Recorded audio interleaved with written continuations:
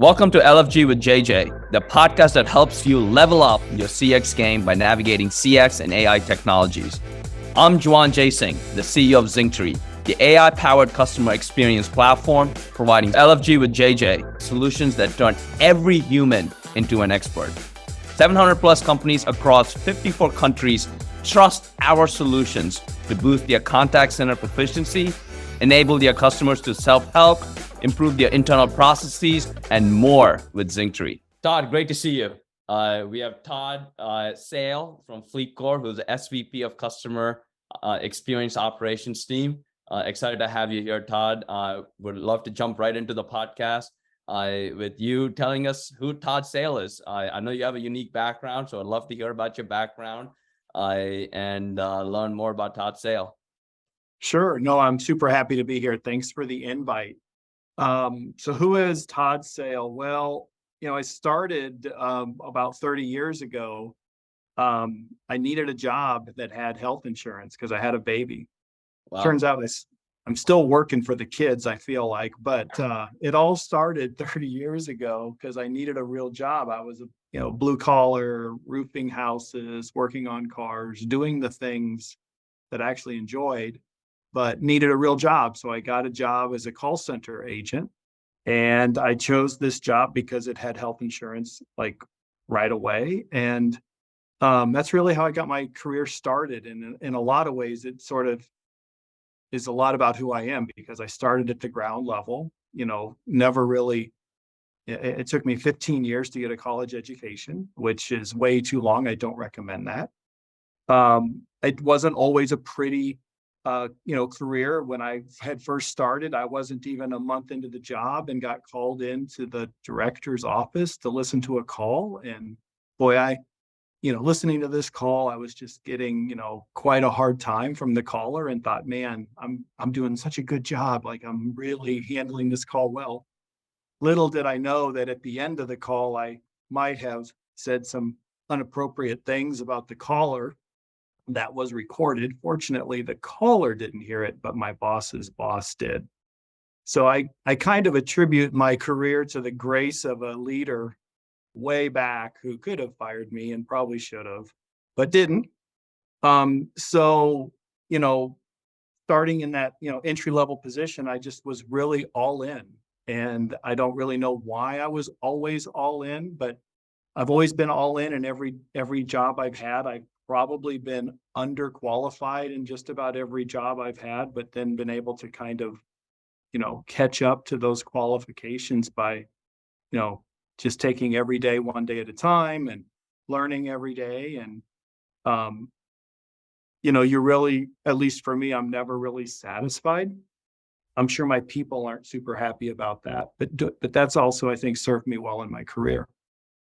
That's amazing. Thanks for sharing that. That's a unique background. 15 years of college. Let's drill down on that. I mean, I think that's a great story to, share with the world.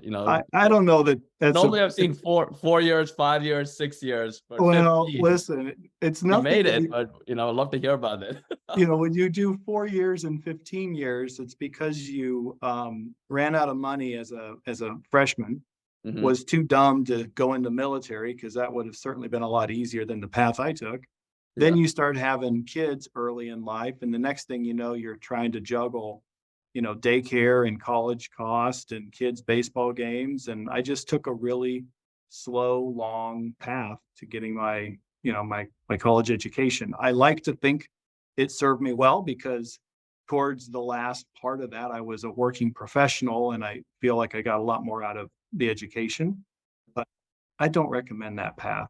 So let me ask you this question though, Todd. If say you did not have your college education, you're obviously smart, you've been very successful in your career, and you continue to make great strides. But let's just say, life got in the way, you had kids, you're working, you're doing well, you did not complete your education. Would you still be here now? Would you still be able to do all the things you're doing? It's a super good question. I think that the last couple big moves in my career. So for example, when I left call it Chicago and came to Nashville, I'm not sure I would have been considered for that. Because you didn't have a college degree. Because I have a college degree. I can't say that for certain, but I think I would have just never got the interview. But I listen, I wish I had you know, a master's. I wish I had done it earlier. I would be farther in my career if I had done it earlier, but it's, everyone has their own path, and that was my path. Yeah. What was there a time in your, progression in your professional career that you felt like, of course, I from your mindset and attitude, you're always growing, you're always learning mindset that you have, I see that. But was there a time, a moment in time where the light bulb went off where it's like, hey, Todd Sale can make it happen, can do it? Was there a time where you felt like I'm going to be on a great, path for success? I've been asked that question before, and I do the mentoring here at where I work. And back before COVID, when we had very traditional classes, I would meet with every class and I would tell the story of how I got started. Some light bulb went off in 1993 Yeah. when I decided I'm going to be working whatever 8 hours a day, 5 days a week. I might as well make the most of it. Like, what would happen if I took, in that time, every single phone call like it was the most important phone call of my life? What would happen? And I'll tell you what started happening is you become such a differentiator on the floor that the next thing you know, they're saying, "Hey, Todd, we'd like to put you in a supervisor role." Well, that's great. I've only been here 3 months. I've never been in a supervisor role, and let alone in a call center supervisor role. But of course, I'm young and hungry, and I accept that job. And frankly, that path that repeated itself. It repeated itself almost in every promotion I got until later in life, where I was promoted into a role that I really should not have been promoted into in terms of my experience or qualifications. But I think when you're a leader and it's those early leadership promotions, you can kind of get away from with that. Not sure you can do it later in life, but it worked for me. So there was definitely a light bulb went off. I'll just tell you, I was taking personalized Christmas stockings for Sears in November, and none of the personalized stockings were going to be delivered by Christmas. So basically, every single phone call was a very unhappy person, mostly grandmothers from Ohio, I think, is the only people that called. But it was tough. And you get up in the morning, you're like, I'm going to go get yelled at all day long. And then the next day, and then the next day, and then the next day. But it served me well. I mean, it started my career. That's amazing. That's an amazing story. We're going to transition into the customer experience industry. But before we jump in, you've got one of the coolest names in business, Todd Sale, especially in your role where you get, hounded by vendors like Zinctree and everyone trying to sell you. Every time when someone asks me your name and Todd Sale, they ask me again, wait, Sale? That's his last name? That's pretty cool. I'm sure you've heard that before. I should have went into sales, right? Because then it would give you something to really kind of, break the ice with, I suppose. But yeah, It's still pretty cool. So you've got a unique background. You've been in the trenches. You've been taking calls. It's a great mindset. Take every call like it's your last call and give it your best. And that served you well. Now you're in a leadership role. You've got an amazing success in your career. Where you've been in the CX experience for a long time. I think you said 93, so 30 years. You've seen a lot. What is the state of the union of the CX industry now? Where do you see it going? There's a lot happening in the last few months. We've talked about, all the latest and greatest that's happening with OpenAI, ChatGPT. Would love to get a sense from you as a leader, what is happening in the industry now and where is this industry going? sure. So what's amazing to me, this is just my opinion. What's amazing to me is there's still what I think of as low-hanging opportunity, right? Regardless of the size of the organization, there's so much opportunity to leverage technology to better prepare, your people for serving others, because that's really what it comes down to. And then obviously the real, kind of bang for your buck on customer experience is that the customer has the Amazon experience where they don't necessarily need to talk to a human. That's where we're all striving for. So Like right now, I was just talking to my team just the other day. I said, there's no better time to be in customer experience than now because of some of these emerging technologies. We've been talking about, things like chatbot and self-service and artificial intelligence, machine learning. And yeah, that's all out there. There's countless products that you can go plug in. We use a couple ourselves, certainly not optimized, but this chat GPT thing, just everybody I show it to, because there's still some people that haven't really heard about it, and I'll pull it up on the screen and I'll ask it a question. And it's like they just don't believe it. So that's coming. That's going to completely change, how we service. I think it's for one, if we're never going to replace the human, but we're certainly going to make it a lot easier for us to support complexity, for us to support, needs. And I've always, been trying to find a way to let the associate or let the person that's providing service to just focus on the caller or focus on the person sending an email or the person behind the chat. Because that's the hardest part. Like, remember, there's a person behind this request. And, back when you would do this face to face, right? I don't know if you know this, but Sears credit used to be in every single Sears office. So when you had a credit issue, you would go to your Sears store and somebody would meet, there face to face, and you would resolve your credit problem, make a payment, whatever. Well, now, that happens so rarely. I mean, sure, it does happen, but it's just super unusual. So people didn't evolve. They just showed up to the store to fix a billing issue. I did. Yeah. I mean, now listen, we're going really way back, way, way, way back. But the point of that is it's easy to get disconnected when you're providing service from from the caller, from the customer, from whoever it is you're supporting, because there's that distance. And then imagine with COVID, many service professionals went home. So now they're isolated doing that. So I think where CX is going with, the artificial intelligence and the tech that's on the horizon is it will allow us to just completely change, number one, change who we hire. Like today, we have to hire for all these skills. Mm-hmm. You have to hire for someone that's, can put a puzzle together and has good proficiency with computers and has great language skills and, all of that. Where I think in the future, you just hire a really nice, hearted person who has a good work ethic and has great communication skills. That other stuff, that other skill is not necessarily as needed, because hopefully the tech brings that answer right to the associate, right to the screen, so to speak. Listen, that doesn't even count all the stuff that gets deflected because the customer can self-service. Yep. Yeah. I mean, it's really good insight. You talked about, you're not going to replace the humans. You're going to support and augment them and empower them. And the new, the technology has been around. We've heard about AI, machine learning, chatbot for 10, 15 years, but now it seems to be, crossing the chasm, getting more mainstream. But do you still think it's happening now, or does it need a little bit more time? How do you think about that? Boy, I don't know. That's a great question. I mean, like specifically the new artificial intelligence, where it's this, amazing ability to respond with a contextual answer that is lightning fast and mostly right, like without even tuning, it's like super close. Imagine if you tuned it.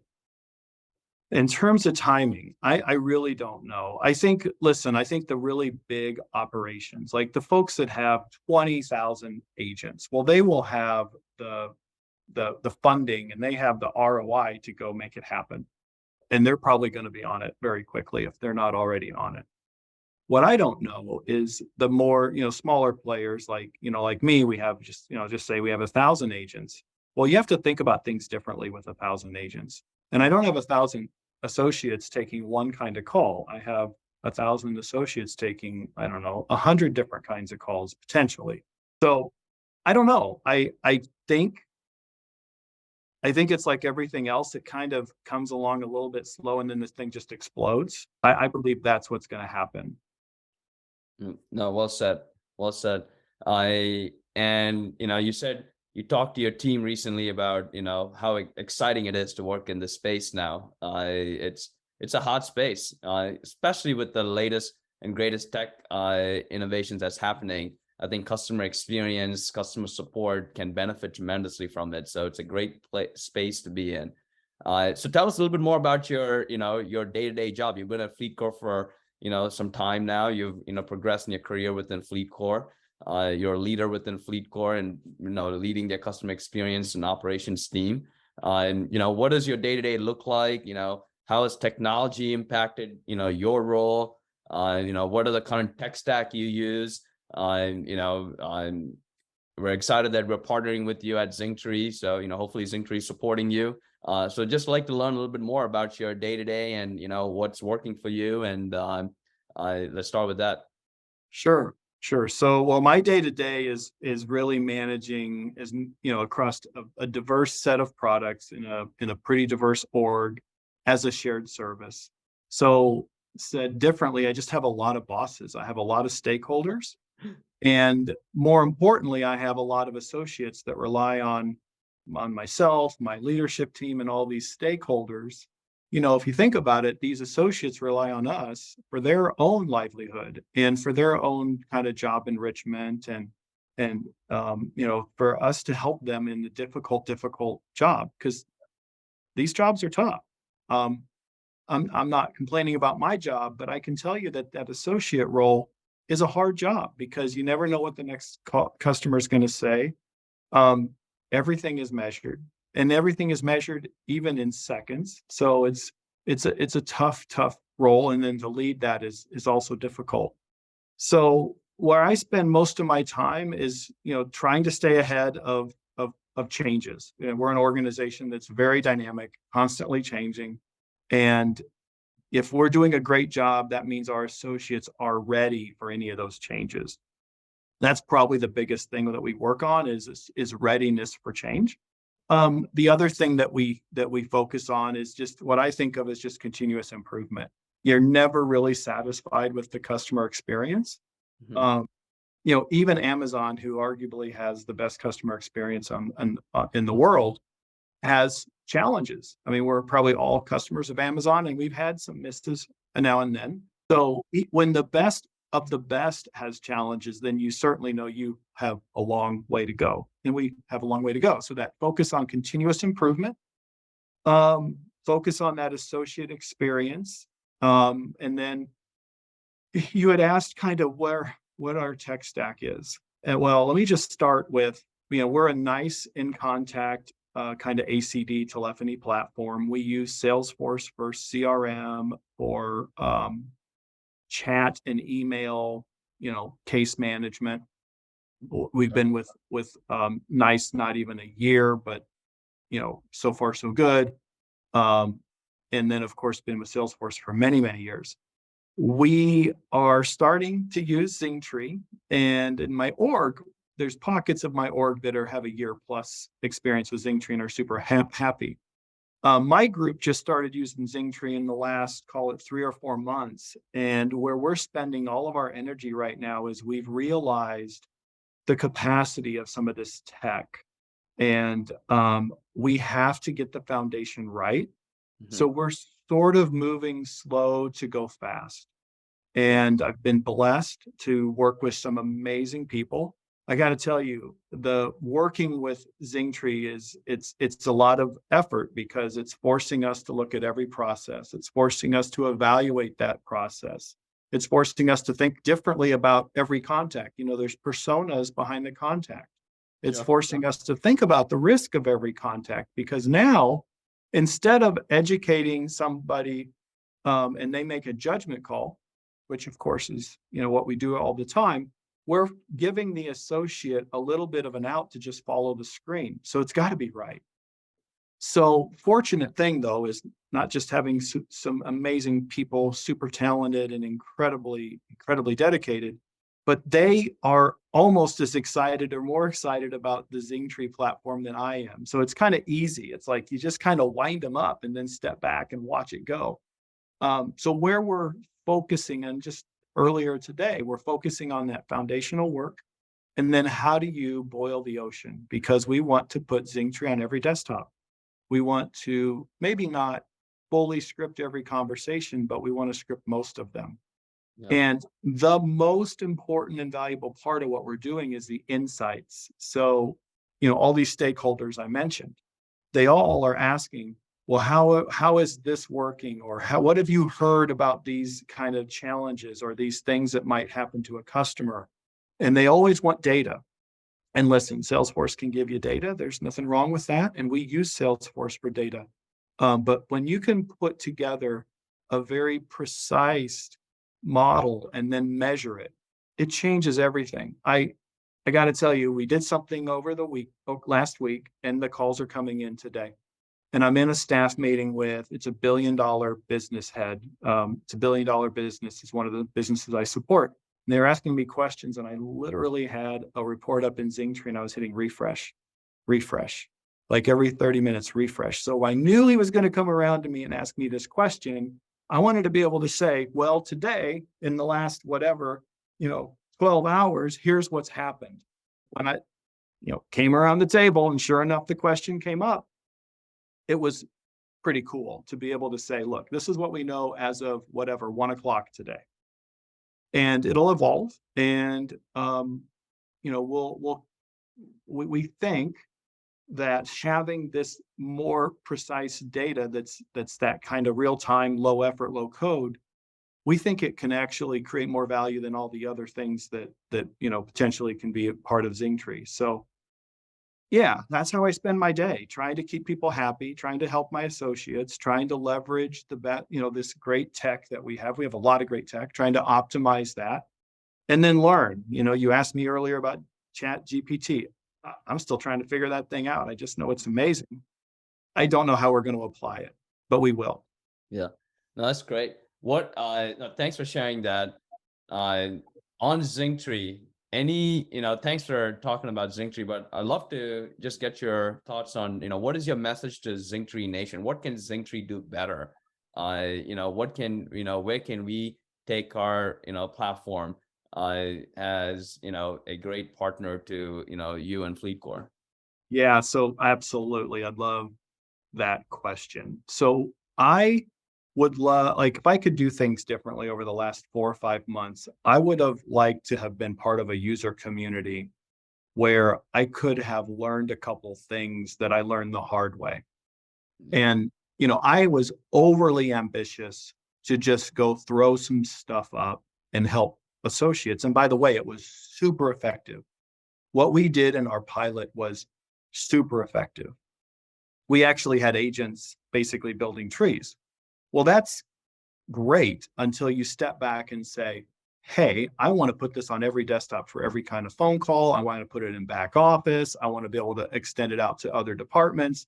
And you realize you really need to take some steps back and build a foundation. You need to, architect a model that others can follow so it's consistent, because otherwise you'll never be able to maintain it. So I would ask Zingtree Nation to collaborate and help us all together think about, how do you just work smarter? What have you done, or what use cases have you done that probably a lot of companies have that I would have never thought of? I'll tell you, I've got a back office ops guy who is recommended we use Zingtree for something that nobody else would have thought of doing. And I don't know if it's going to work, but we're going to try it. And I think there's pockets of application for Zingtree that just aren't super obvious. So that's how I would speak to Zingtree Nation is let's get together. Let's help us build a governance model, like a standard. Help us have a standard for how, if you want to scale the thing, here's how you start. Maybe set the right, help someone like me who's new, set the right expectations. Because, I have nothing but big ideas. And sometimes I think the ideas are bigger than our capacity. That's another thing that might be helpful. That's great. Great feedback. Message will be sent. Thank you. Thanks for sharing with me and our team. So that's super helpful. I I'd love to, talk a little bit about what are some of the, biggest successes, maybe a success that stands out in your, day-to-day work at FleetCor, or a learning moment that you had or your team had. It would be helpful to hear that from you. As related to Zingtree or just in Just general? in general, in your day-to-day, work in your time at FleetCor, what was like a, you know, success moment for you in your team, or or a learning moment for you and your Yeah, so a success moment, and this is sort of interesting, I think. I have had a lot of different roles here at FleetCor, and at one time I managed relationship management, account management, and that sort of high touch white glove um, team. And we had this client, and this client was super hard. I mean, like do asking us to do stuff that just nobody's ever done in our organization, and it was just tough, tough, tough. Well, one day we woke up and somebody told me that that's the largest client that the company has. And I was like, wow, that's amazing. and That is you like didn't know that, or did they amazing. progress to become the largest, or you They didn't? progressed to become the largest. I mean, when you're super close to it, it's easy to miss those things. Now, the rest of that story is they acquired my company, and that is FleetCor. So FleetCor was that large client. Wow. So, listen, we were not easy to work with. The high expectations. I would drive to Atlanta from Nashville and just regret it. Oh my gosh, I can't wait to drive home, right? It was one of those things because you're going to see your client, you're not meeting every single objective, so you have a plan around it. It's a tough meeting. It's ironically, I'm sitting in Atlanta today in the home office for FleetCor. So for me personally, I think achieving success with that client then really helped me in my career today because a lot of stakeholders worked with me when I was a vendor. So I would say that's probably on the list for successes. That's pretty cool. So you mean you worked, and not only were their biggest customer, they ended up, acquiring your business. That's amazing. They did, yeah. Great success story. Any learnings, any challenges that, come top of mind? Well, so yeah, I think these are tough ones. So number one, just resiliency is so important. It's so important, and it just nothing is ever easy. It seems right. So if you learn how to be resilient, it just takes away just some of the weight off your shoulders. To me, because you just wake up going, okay, today's going to be a tough day, and suddenly it's not a big deal. Some of the just in terms of learnings though that I'm constantly reminded this and I struggle with it is there's some disciplines that you have to have in operations. And it's easy when people aren't asking questions or there's not an issue to let those disciplines kind of slack. And then sure enough, you can just about, look at a calendar and go, they're going to come back around. So disciplines are things like, tracking things that are working. You still have to track them because someday they may not work. And you don't want to wake up when it's too late and things have kind of eroded to a point of a customer impact.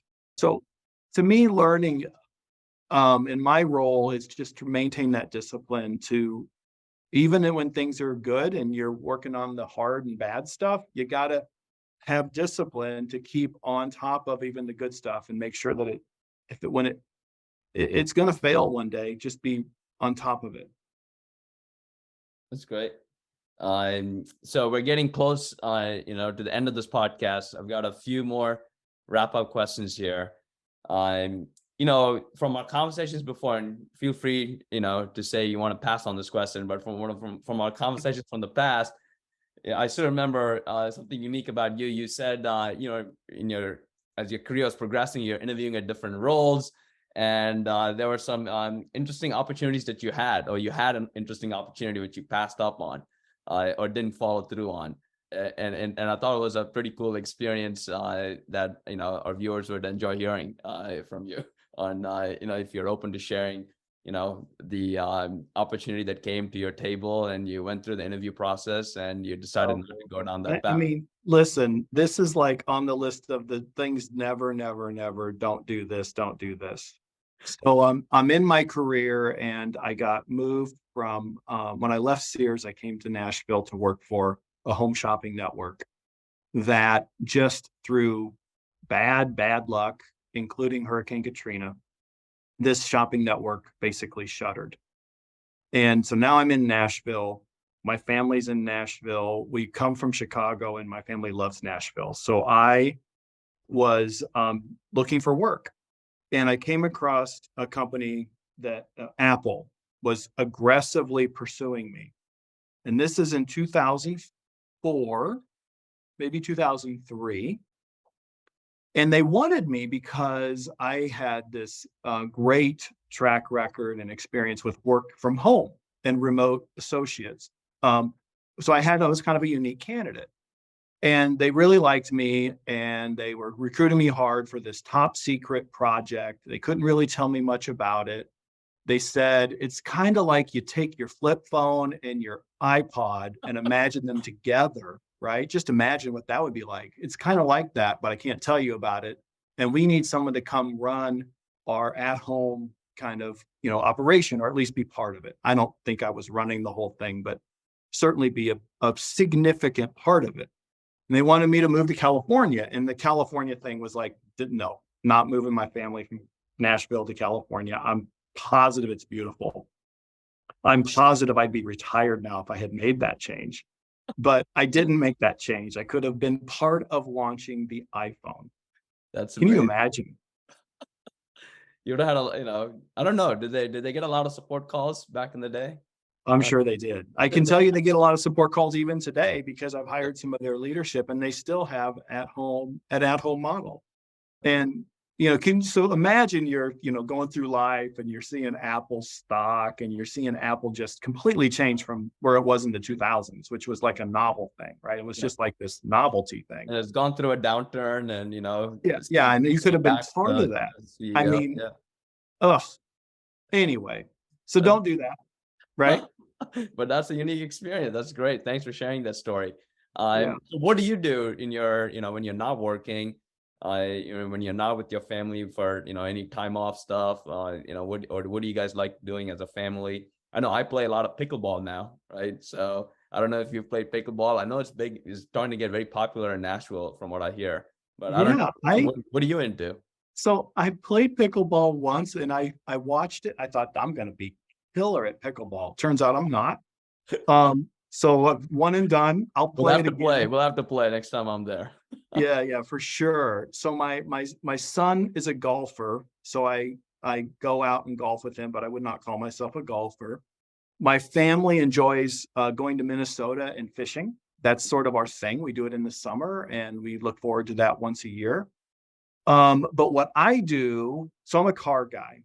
And I've got some friends that in the neighborhood area, and we go and kind of rip up the roads and take a Saturday drive. So Saturday, I got a text message, and they're like, "Hey, we're going to do a loop." And what that means is I get about 40 minutes of therapy by myself in a fantastic car, and with a bunch of great guys, and we go and do that. That's kind of my that's And my that's my therapy. that's amazing. So you do this once a week, every Saturday? Well, no, not necessarily. But it just so happens that it worked. We went out this weekend. Got it. That's So, awesome. That's cool. So that you're in the fast lane. You're driving fast. well, now listen, I was not breaking any rules. Of course, I would never break the law, but there are some amazing roads in Tennessee and they're super desolate. So, we exercise the That's cars. great. That's great. Well, last final question. So you've had a phenomenal career. What advice would you give to the young generation that's listening to this podcast who, are just getting their career started? What advice would you give a younger Todd Sale to, get their, career going? Yeah. So I give this advice to all the new hires when I get a chance to meet them. And that is that all in kind of message that no matter what the job is, you always go all in because You never know where it's going to take you. You really don't know your skills, your abilities, or even what you enjoy unless you go all in. And I tell them, like, entry level customer care roles, I say, look, if you go all in on this job and you hate it, I promise you're going to have learned some skills that you can take to your next job. But if you sit here and just fill in a seat, just take up space and kind of like, don't really apply yourself, you're not going to get those skills for whatever's next. And the other thing I would say to a young person that's just getting started is be selfish for yourself and invest in yourself. I don't know if that's, the most eloquent way to say, when you go all in, you're investing in yourself. And when you invest in yourself, there's no telling where it can go. Like, you can support others, you can have a family, you can support a family, you can support, great hobbies. And you can control your career instead of just being kind of, at the mercy of wherever you're working. You can actually lead where you want to work, who you want to work with. So that would be my advice. That's amazing. I love it. I love the advice. All in. Todd, you're all in. You tried to do this podcast on Sunday afternoon. I know my family was trying to, get me to go to Carmel, which is, an hour away from where we are in the Bay Area. We ended up not going, so I could have done the call yesterday on Sunday. So I know how much you work, every day, every weekend. There's always, you're keeping vendors like Zingtree honest and keeping us on our toes. So appreciate that. That's great advice, going all in, and the mindset that you had when you started your career that, I'm going to treat this call as my last call. I can see how that served you well. So thank you so much for that, inspirational message. Appreciate your time, Todd, and great to see you. You bet. Take care. Great. Take care. Thank you, Todd. Bye. Appreciate it.